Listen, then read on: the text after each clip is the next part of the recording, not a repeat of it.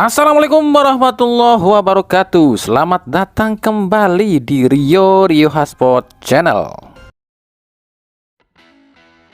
Oke, melanjutkan pembahasan kita yang kemarin soal rumor Kevin De Bruyne yang kabarnya dirumorkan ke Persib ya, meskipun buat kami itu rumor rumor terburuk sih buat kami. Nah, sebenarnya sama juga halnya dengan Tom Haye nih yang dirumorkan ke Persib dan beberapa klub Liga 1 ya. Kalau secara harga nominal, harga transfer, harga pasaran Tom Haye ini agak sulit, agak mustahil klub Liga 1 bisa mendapatkan Tom Haye dengan harga 26,1 miliar. Ini satu klub beli Tom Haye aja udah setengahnya loh dari financial fair play atau batas 50 miliar itu keluar buat Tom Haye doang. Kecuali memang Tom Haye ini begitu masuk ke tim Liga 1 ini harganya bisa turun nih di bawah angka 15 miliar deh, itu baru agak masuk akal. Tapi kalau masih di angka 26,1 buat kami pribadi agak mustahil ada klub yang mau membeli satu pemain dengan harga separuh dari financial fair play, batas financial fair play ya. Kalaupun tim-tim Liga 1 ingin mengambil pemain-pemain timnas Indonesia diaspora, mungkin beberapa pemain ini bisa nih dijadikan referensi karena harganya pun masih masuk akal untuk tim-tim Liga 1. Seperti Justin Hubner nih yang harganya 5,21 miliar, atau mungkin Nathan Choaon nih yang harganya 6,08 miliar. Sen Patinama juga 5,21 miliar, Ivar Yener 6,08 miliar, Rafael Struijk lebih murah 3,48 miliar, Joy Pelupesi 5,21 miliar. Ada Eliano Randers nih 9,56 miliar, dan yang termahal Jordi Amat nih 13,04 miliar. Tapi ke-8 pemain itu masih mungkin dibeli atau diambil oleh tim-tim Liga 1 sebab harganya masih di bawah 25 miliar. Itu masih masuk akal ya buat tim-tim Liga 1. Kalau di atas 20 miliar ini agak mustahil, agak sulit diambil oleh tim-tim Liga 1.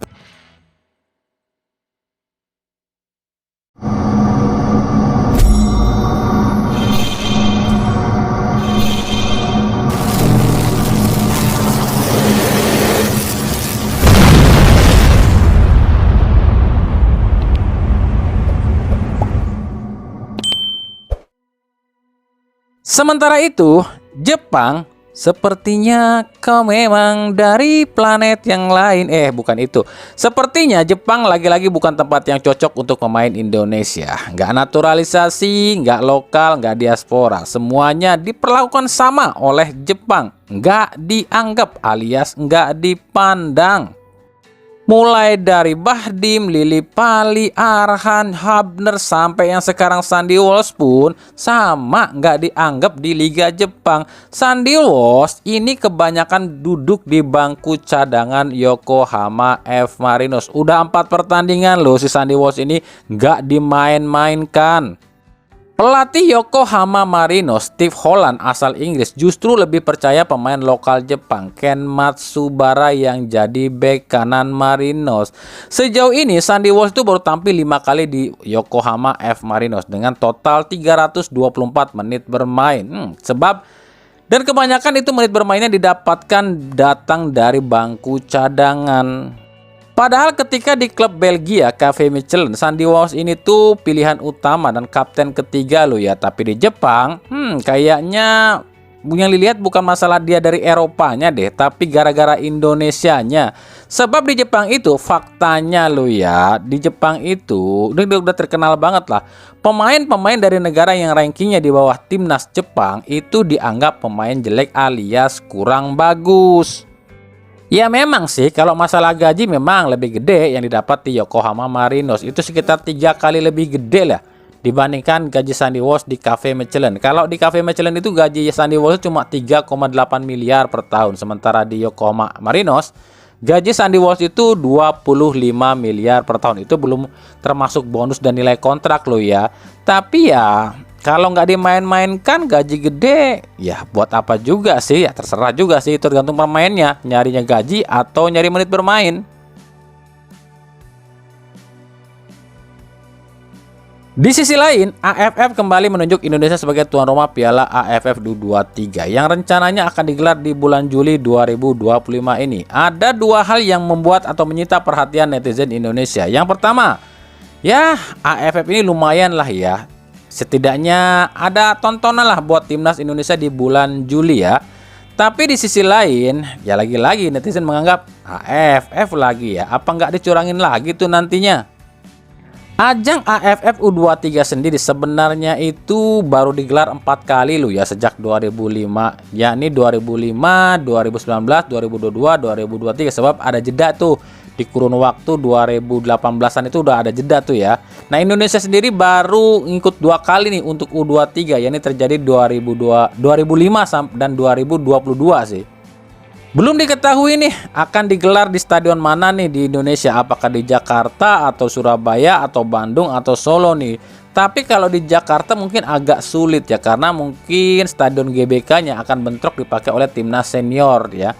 Ya kemungkinan sih kalau jadi ya bulan Juli ini, kalau nggak di Bandung, Surabaya, Solo dan Denpasar ya, cuman 4 itu sih tempat yang biasanya dipakai untuk gelaran AFF ya, atau mungkin Sleman kali ya, karena stadionnya udah baru nih ya. Kita lihat nanti aja. Nah, gimana pendapat kalian soal AFF U23 ini, menyenangkan atau gimana nih?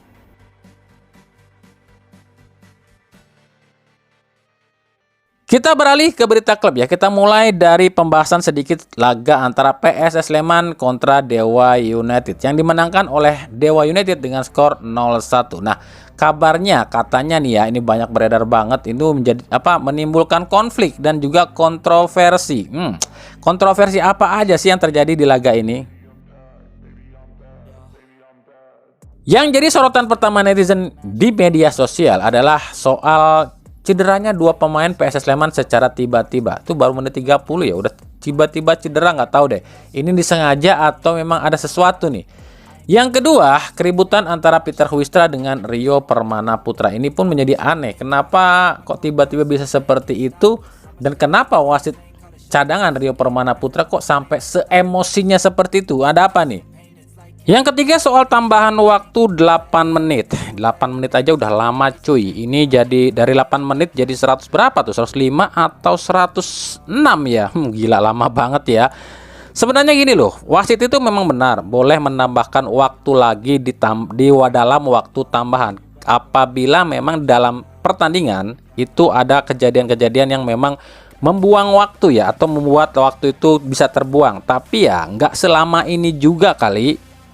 Maka wajar kejadian ini tuh langsung menjadi perhatian CEO-nya Semen Padang FC Andre Rosiade yang langsung mencak-mencak ya, alias nyentil Erick Thohir buat menyelidiki pertandingan ini, karena dianggapnya pertandingan ini cuma untuk menyelamatkan tim asal Pulau Jawa, sementara tim asal Sumatera dibiarkan terlantar atau disengaja dijatuhkan ya. Nah, inilah unggahan dari Instastory-nya Andre Rosiade.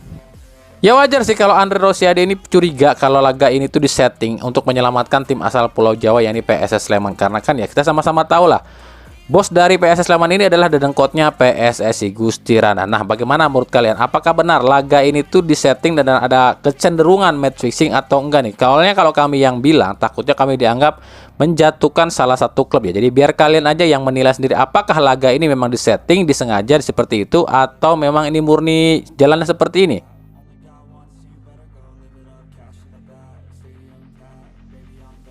Dari Madura United, hasil imbang 3-3 di leg kedua semifinal ACL 3 membuat Madura ini gagal lolos ke final, sekaligus gagal untuk tampil lagi di ACL 3 musim depan.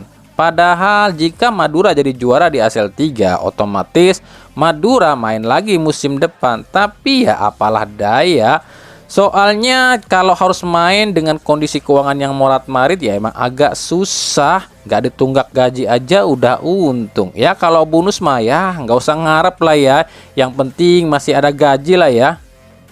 Dengan tewasnya Madura United ini membuat ranking Indonesia ini khawatir disalip oleh tim-tim lain di bawahnya. Betul, memang ranking Liga Indonesia itu disalip oleh Kamboja yang naik ke posisi 24. Untungnya ranking Liga Indonesia Liga 1 ini tetap bertahan di 25 setelah Liga Kyrgyzstan harus merosot 2 peringkat ke urutan 26. Nah, di bulan April ini dari semua kompetisi di Asia itu cuma 2 kompetisi yang mengalami penurunan ranking, yakni Liga Malaysia yang turun 1 peringkat ke posisi 11 dan Liga Kyrgyzstan yang turun 2 peringkat ke posisi 26. Sisanya semua kompetisi di Asia masih dalam posisi yang sama.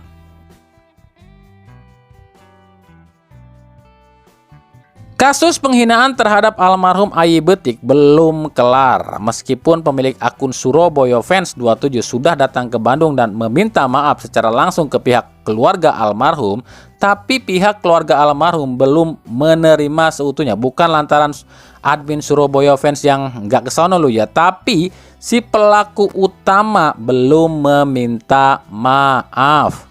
Ya, Rifan. Inilah anak Jackmania yang meminjam HP-nya admin Surabaya Fans dan chatting dengan salah seorang fansnya Persib dan juga menghina almarhum Ayi Betik. Nah, si pelaku inilah yang sedang dicari oleh pihak almarhum Ayi Betik melalui Mia Betik ya. Ini ya screenshot chattingan antara Mia Betik dengan Dadan ya. Nah, di sini Tobias Ginanjar selaku ketua Viking udah berkoordinasi nih dengan Diki Sumarno selaku ketua Jackmania untuk menangkap si Rifan. Katanya supporter si paling dewasa, kok malah jadi si paling pengecut, berani berbuat, nggak berani bertanggung jawab.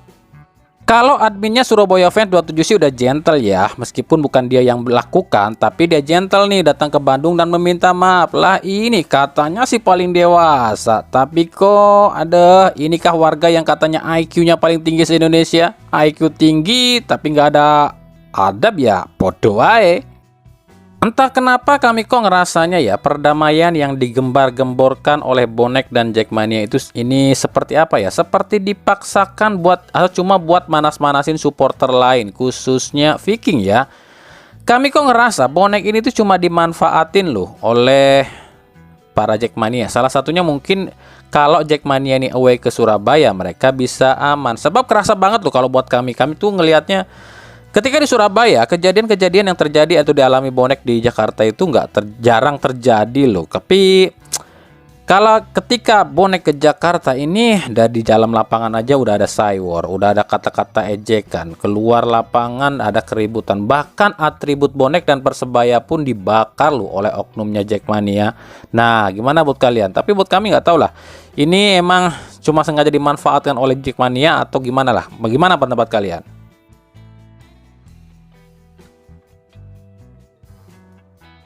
Dari PSIM Jogja, 2 pemain asing Persiraja yakni Derry Corvida asal Inggris dan juga Matheus Machado asal Brazil dikabarkan akan merapat ke PSIM Jogja musim depan.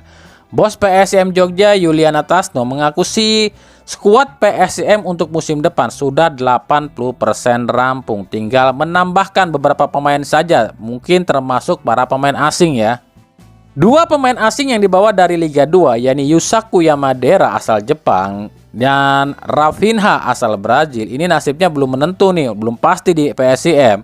Yamadera kemungkinan nggak akan dipakai dan Rafinha, meskipun Rafinha kabarnya akan stay di PSIM, tapi kenyataannya sampai sekarang Rafinha belum tanda tangan kontrak terbaru. Jika Derry Corvi dan juga Machado jadi gabung ke PSIM, otomatis PSIM tinggal cari pemain asing sisanya yang kemungkinan sih akan dibawa oleh pelatih baru mereka. Dan pelatih baru mereka siapa ya? Kalau tebakan kami sih Marco Reina ya.